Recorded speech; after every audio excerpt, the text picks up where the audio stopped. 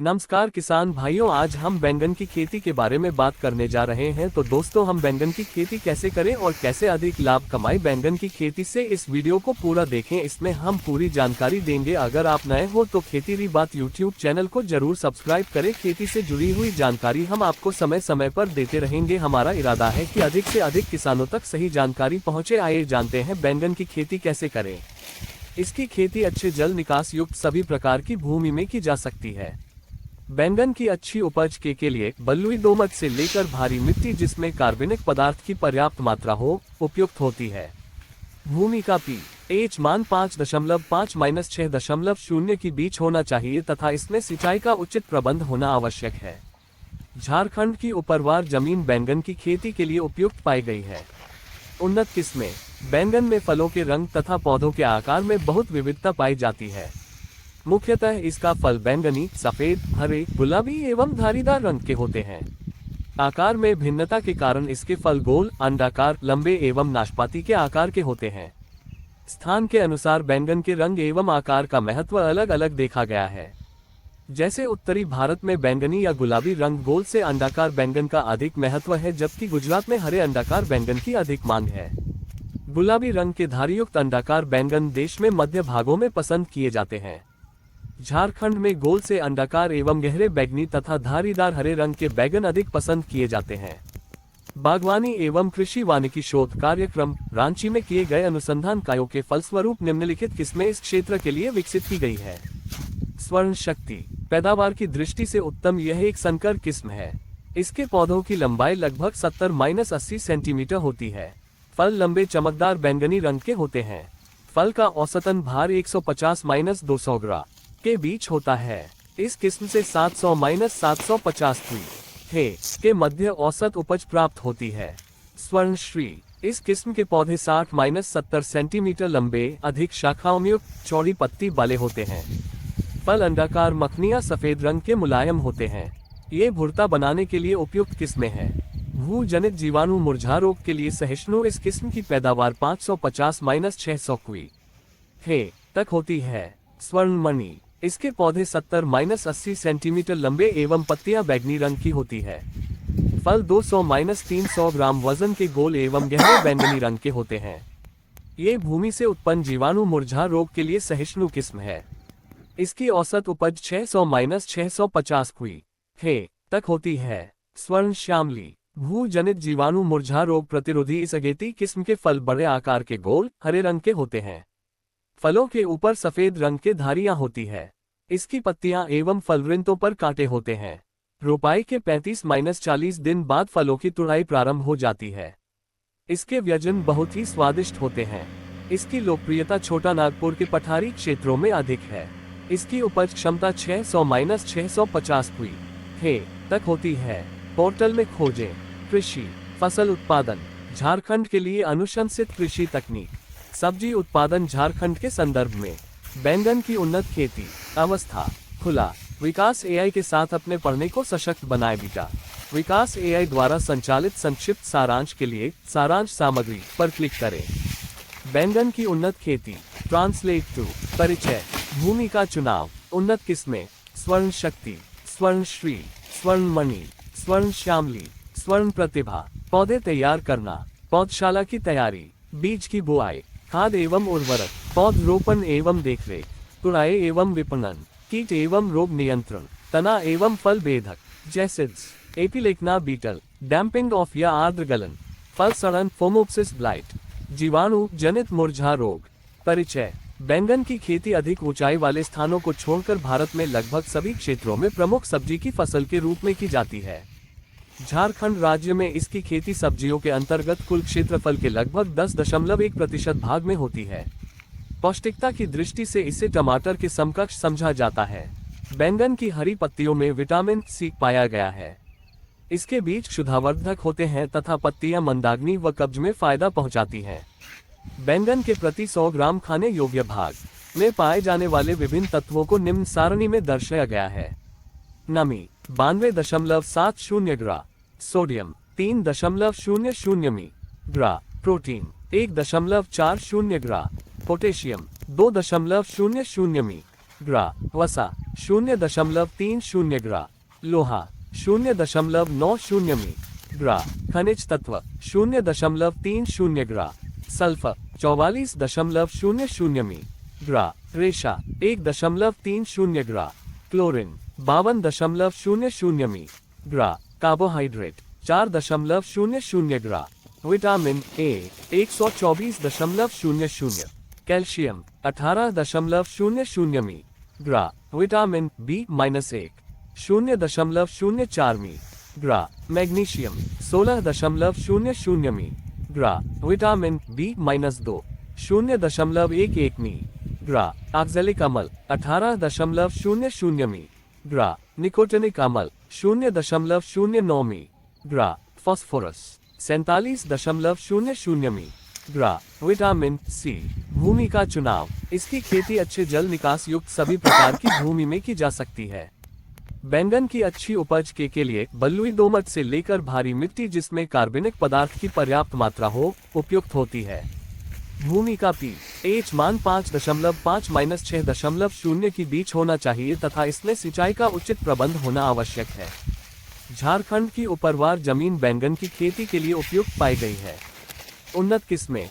बैंगन में फलों के रंग तथा पौधों के आकार में बहुत विविधता पाई जाती है। मुख्यतः इसका फल बैंगनी, सफेद, हरे, गुलाबी एवं धारीदार रंग के होते हैं। आकार में भिन्नता के कारण इसके फल गोल, अंडाकार, लंबे एवं नाशपाती के आकार के होते हैं। स्थान के अनुसार बैंगन के रंग एवं आकार का महत्व अलग अलग देखा गया है। जैसे उत्तरी भारत में बैंगनी या गुलाबी रंग गोल से अंडाकार बैंगन का अधिक महत्व है, जबकि गुजरात में हरे अंडाकार बैंगन की अधिक मांग है। गुलाबी रंग के धारीयुक्त अंडाकार बैंगन देश में मध्य भागों में पसंद किए जाते हैं। झारखंड में गोल से अंडाकार एवं गहरे बैंगनी तथा धारीदार हरे रंग के बैंगन अधिक पसंद किए जाते हैं। बागवानी एवं कृषि वानिकी शोध कार्यक्रम रांची में किए गए अनुसंधान कार्यों के फलस्वरूप किस्में इस क्षेत्र के लिए विकसित की गई है। स्वर्ण शक्ति। पैदावार की दृष्टि से उत्तम यह एक संकर किस्म है। इसके पौधों की लंबाई लगभग 70-80 सेंटीमीटर होती है। फल लंबे चमकदार बैंगनी रंग के होते हैं। फल का औसतन भार 150-200 ग्राम के बीच होता है। इस किस्म से 700-750 के मध्य औसत उपज प्राप्त होती है। स्वर्णश्री। इस किस्म के पौधे 60-70 सेंटीमीटर लंबे, अधिक शाखाओं युक्त, चौड़ी पत्ती वाले होते हैं। फल अंडाकार, मखनिया सफेद रंग के मुलायम होते हैं। ये भुर्ता बनाने के लिए उपयुक्त किस्में हैं। भू जनित जीवाणु मुरझा रोग के लिए सहिष्णु इस किस्म की पैदावार 550-600 तक होती है। स्वर्णमणि। इसके पौधे 70-80 सेंटीमीटर लंबे एवं पत्तियां बैंगनी रंग की होती है। फल 200-300 ग्राम वजन के गोल एवं गहरे बैंगनी रंग के होते हैं। ये भूमि से उत्पन्न जीवाणु मुरझा रोग के लिए सहिष्णु किस्म है। इसकी औसत उपज 600-650 तक होती है। स्वर्ण श्यामली। भू जनित जीवाणु मुरझा रोग प्रतिरोधी इस अगेती किस्म के फल बड़े आकार के गोल, हरे रंग के होते हैं। फलों के ऊपर सफेद रंग के धारियां होती है। इसकी पत्तियां एवं फलवृंतों पर कांटे होते हैं। रोपाई के 35-40 दिन बाद फलों की तुड़ाई प्रारंभ हो जाती है। इसके व्यंजन बहुत ही स्वादिष्ट होते हैं। इसकी लोकप्रियता छोटा नागपुर के पठारी क्षेत्रों में अधिक है। इसकी उपज क्षमता 600-650 तक होती है। स्वर्ण प्रतिभा। क्षेत्र में उग्र रूप में पाए जाने वाले जीवाणु मुरझा रोग के लिए एक प्रतिरोधी किस्म है। इसके फल बड़े आकार के लंबे चमकदार बैंगनी रंग के होते हैं। इसके फलों की बाजार में बहुत मांग है। किस्म की उपज क्षमता 600-650 के बीच होती है। पौधे तैयार करना। पौधशाला की तैयारी। पौधशाला में लगने वाली बीमारियों एवं कीटों के नियंत्रण हेतु पौधशाला की मिट्टी को सूर्य के प्रकाश से उपचारित करते हैं। इसके लिए 5-15 अप्रैल के बीच 3x1 मीटर आकार की 20-30 सेंटीमीटर ऊंची क्यारियां बनाते हैं। प्रति क्यारी 20-25 की ग्रा सड़ी हुई गोबर की खाद तथा 1.200 की ग्रा करंज की खली क्यारी में डालकर अच्छी तरह मिलाते हैं। तत्पश्चात क्यारियों की अच्छी तरह सिंचाई करके इन्हें पारदर्शी प्लास्टिक की चादर से ढककर मिट्टी से दबा दिया जाता है। इस क्रिया से क्यारी से हवा एवं भाप बाहर नहीं निकलती और 40-50 दिन में मिट्टी में रोगजनक कवकों एवं हानिकारक कीटों की उग्रता कम हो जाती है। 1 हेक्टेयर क्षेत्र में रोपाई के लिए ऐसी 20-25 क्यारियों की आवश्यकता होती है। बीज की बुआई। बैगन की शरदकालीन फसल के लिए जुलाई अगस्त में, ग्रीष्मकालीन फसल के लिए जनवरी फरवरी में एवं वर्षाकालीन फसल के लिए अप्रैल में बीजों की बुआई की जानी चाहिए। 1 हेक्टेयर खेत में बैगन की रोपाई के लिए सामान्य किस्मों का 250-300 ग्रा एवं संकर किस्मों का 200-250 ग्रा बीज पर्याप्त होता है। पौधशाला में बुआई से पहले को ट्राइकोडर्मा 2 ग्रा अथवा बाविस्टिन 2 ग्रा बीज की दर से उपचारित करें। बुआई 5 सेंटीमीटर की दूरी पर बनी लाइनों में की जानी चाहिए। बीज से बीज की दूरी एवं बीज की गहराई 0.5-1.0 सेंटीमीटर के बीच रखनी चाहिए। बीज को बुआई के बाद सौरीकृत मिट्टी से ढकना उचित रहता है। पौधशाला को अधिक वर्षा एवं कीटों के प्रभाव से बचाने के लिए नायलॉन की जाली, मच्छरदानी का कपड़ा लगभग 1.0-1.5 फुट ऊंचाई पर लगाकर ढकना चाहिए एवं जाली को चारों ओर से मिट्टी से दबा देना चाहिए जिससे बाहर से कीट प्रवेश न कर सकें। खाद एवं उर्वरक। अच्छी पैदावार के लिए 200-250 की दर से सड़ी हुई गोबर की खाद का प्रयोग करना चाहिए। इसके अतिरिक्त फसल में 120-150 की ग्रा नत्रजन, 260-325 की ग्रा यूरिया, 60-75 की ग्रा फास्फोरस, 375-469 की ग्रा सिंगल सुपर फॉस्फेट तथा 50-60 की ग्रा पोटाश, 83-100 की ग्रा म्यूरेट ऑफ पोटाश की प्रति हेक्टेयर की दर से आवश्यकता होती है। नत्रजन की 1/3 एवं फास्फोरस और पाराश की पूरी मात्रा मिलकर अंतिम जुताई के समय खेत में डालनी चाहिए। शेष नत्रजन की मात्रा को 2 बराबर भागों में बांटकर रोपाई के समय क्रमशः 20-25 दिन एवं 45-5 दिन बाद खड़ी फसल में देना उचित रहता है। बैगन की संकर किस्मों के लिए अपेक्षाकृत अधिक पोषण की आवश्यकता होती है। इनके लिए 200-250 की ग्रा नत्रजन, 435-543 की ग्रा यूरिया, 100-125 की ग्रा फास्फोरस, 625-781 की ग्रा सिंगल सुपर फॉस्फेट एवं 80-100 की ग्रा पाराश, 134-167 की ग्रा म्यूरेट ऑफ पोटाश प्रति हेक्टेयर की दर से देना उचित होगा। पौधरोपण एवं देखरेख। बुआई के 21 से 25 दिन पश्चात पौधे लगाने के लिए तैयार हो जाते हैं। बैगन की शरदकालीन फसल के लिए जुलाई अगस्त में, ग्रीष्मकालीन फसल के लिए जनवरी फरवरी में एवं वर्षाकालीन फसल के लिए अप्रैल मई में रोपाई की जानी चाहिए। अच्छी पैदावार के लिए फसल को उचित दूरी पर लगाना आवश्यक होता है। शरदकालीन एवं ग्रीष्मकालीन फसल को कतार से कतार के बीच 60 सेंटीमीटर एवं पौधे से पौधे के बीच 50 सेंटीमीटर का अंतराल रखते हुए लगाना उचित रहता है। संकर किस्मों के लिए कतारों के बीच 75 सेंटीमीटर एवं पौधों के बीच 60 सेंटीमीटर दूरी रखना पर्याप्त होगा। रोपाई शाम के समय की जानी चाहिए एवं इसके बाद हल्की सिंचाई करनी चाहिए। इस क्रिया से पौधों की जड़ों का मिट्टी के साथ संपर्क स्थापित हो जाता है। बाद में मौसम के अनुसार 3-5 दिन के पश्चात आवश्यकतानुसार सिंचाई की जा सकती है। फसल की समय समय पर निकाई गुड़ाई करनी आवश्यक होती है। प्रथम निकाई गुड़ाई रोपाई के 20-24 दिन पश्चात एवं द्वितीय 40-50 दिन के बाद करें। इस क्रिया से भूमि में वायु का संचार होगा। तुड़ाई एवं विपणन। बैंगन के फलों की मुलायम व चमकदार अवस्था में तुड़ाई करनी चाहिए। तुड़ाई में देरी करने से फल सख्त व बदरंग हो जाते हैं, साथ ही उनमें बीज का विकास हो जाता है, जिससे बाजार में उत्पाद का उचित मूल्य नहीं मिलता। तुड़ाई के बाद फलों की छटाई करके विपणन के लिए उचित आकार की टोकरी में भरकर भेजना चाहिए। कीट एवं रोग नियंत्रण। तना एवं फल बेधक। ये कीट फसल को काफी नुकसान पहुंचाता है। इसके पिल्लू लावा शीर्ष पर पत्ती के जुड़े होने के स्थान पर छेद बनाकर घुस जाते हैं तथा उसे अंदर से खाते हैं, जिससे टहनी का विकास रुक जाता है। बाद में आगे का भाग मुरझाकर सूख जाता है। फल आने पर पिल्लू इनमें छेद का गुदे व बीज को खाते हैं। इसकी रोकथाम हेतु समेकित कीट प्रबंधन उपाय कारगर पाए गए हैं। इनमें प्रभावित शाखाओं को कीट सहित तोड़कर नष्ट करते हैं। फसल में फेरोमोन पाश लगाकर इस कीट के प्रभाव को कम किया जा सकता है। फलों पर कीट पर प्रकोप दिखाई देने पर नीम के बीज के रस का 4% की दर से घोल बनाकर 15 दिन के अंतराल पर फसल पे छिड़कें।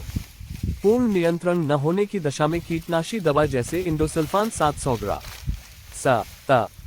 हेक्टेयर अथवा साइपरमेथ्रिन 50 ग्रा की दर से उपरोक्त नीम के बीज के घोल में मिलाकर प्रयोग करें। जैसिड्स। ये हरे रंग के कीट पत्तियों की निचली सतह से लगकर रस चूसते हैं, जिसके फलस्वरूप पत्तियां पीली पड़ जाती हैं और पौधे कमजोर हो जाते हैं। इनके नियंत्रण हेतु रोपाई से पूर्व पौधों की जड़ों को कॉन्फीडर दवा के 1.25 ली की दर से बने घोल में 2 घंटे तक डुबोएं। एपिलेक्ना बीटल, ये कीट पौधों की प्रारंभिक अवस्था में बहुत हानि पहुंचाते हैं। ये पत्तियों को खार छलनी सदृश बना देते हैं। अधिक प्रकोप की दशा में पूरी फसल बर्बाद हो जाती है। इनकी रोकथाम के लिए कार्बाइल 2.0 ग्रा ली अथवा पडांत 1.0 ग्रा ली का 10 दिन के अंतर पर प्रयोग करें। डैम्पिंग ऑफ या आर्द्र गलन, ये पौधशाला का प्रमुख फुफुदम जनित रोग है। इसका प्रकोप 2 अवस्थाओं में देखा गया है। प्रथम अवस्था में पौधे जमीन की सतह से बाहर निकलने के पहले ही मर जाते हैं एवं द्वितीय अवस्था में अंकुरण के बाद पौधे जमीन की सतह के पास गलकर मर जाए हैं। इसकी रोकथाम के लिए बाविस्टिन 2 ग्रा बीज नामक फफूंदनाशी दवा से बीजों का उपचार करें। साथ ही अंकुरण के बाद ग्लूकोपर 50 ग्रा ली या रिडोमिल एमजेड अथवा इंडोफिल इम 45 2 ग्रा ली से क्यारी की मिट्टी को भिगो दें। फल सड़न फोमोप्सिस ब्लाइट, ये फफूंद के कारण होने वाला एक बीज जनित रोग है। प्रभावित पत्तियों पर प्रारंभ में छोटे छोटे गोल भूरे धब्बे बन जाते हैं तथा बाद में अनियमित आकार के काले धब्बे पत्तियों के किनारों पर दिखाई देते हैं। रोगी पत्तियां पीली पड़कर सूख जाती है।